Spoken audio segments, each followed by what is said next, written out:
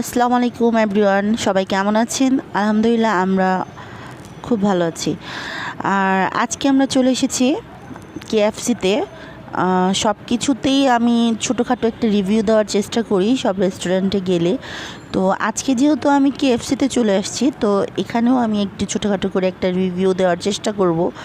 যদিও আমি রিভিউ দেওয়াতে এক্সপার্ট না, তারপরও একটু ট্রাই করি। আজকে যে আমি কেএফসিটাতে চলে এসেছি সেটা আজকে অনেকটা ফাঁকা ছিল। তো আমি যখন প্রথম এসেছিলাম তখন মোটামুটি লোকজন ছিল, তারপর আস্তে আস্তে অনেকটাই ফাঁকা হয়ে গেছে। তো এখন তারা ক্লিন করছে। আমি দেখলাম যে প্রতিটা গেস্টে যাওয়ার পরই তারা ক্লিন করে ফেলছে সাথে সাথে।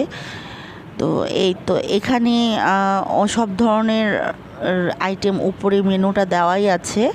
তো যে যেটা নিতে চায় সেটা উপরের মেনু দেখেই নিতে পারবে।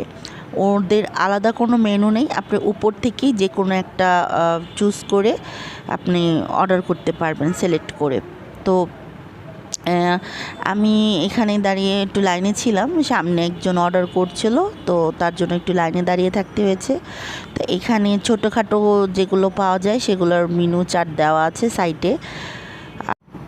কেএফসিতে আসার আগে আমি ভাবতাম হয়তো বা এখানকার খাবারগুলো একটু বেশি হাই কোয়ালিটির হবে বা একটু টেস্টি বেশি হবে, বাট না, মোটেও না। আমার কাছে তেমন হাই কোয়ালিটির এটা আর এত বেশি টেস্টি মনে হয়নি। বার্গারটা আমার একেবারেই ভালো লাগেনি, কারণ বার্গারটা বাইরের যে ফাস্টফুডগুলোতে যেরকম পাওয়া যায়, যেরকম টেস্টটা থাকে মোটামুটি ওরকমই ছিল। আমার কাছে এতগুলো আইটেমের মধ্যে চিকেন ফ্রাইটাই জাস্ট ভালো লেগেছে, একটু টেস্টি লেগেছে। এছাড়া আমার আর কোনো কিছুই তেমন একটা ভালো লাগেনি।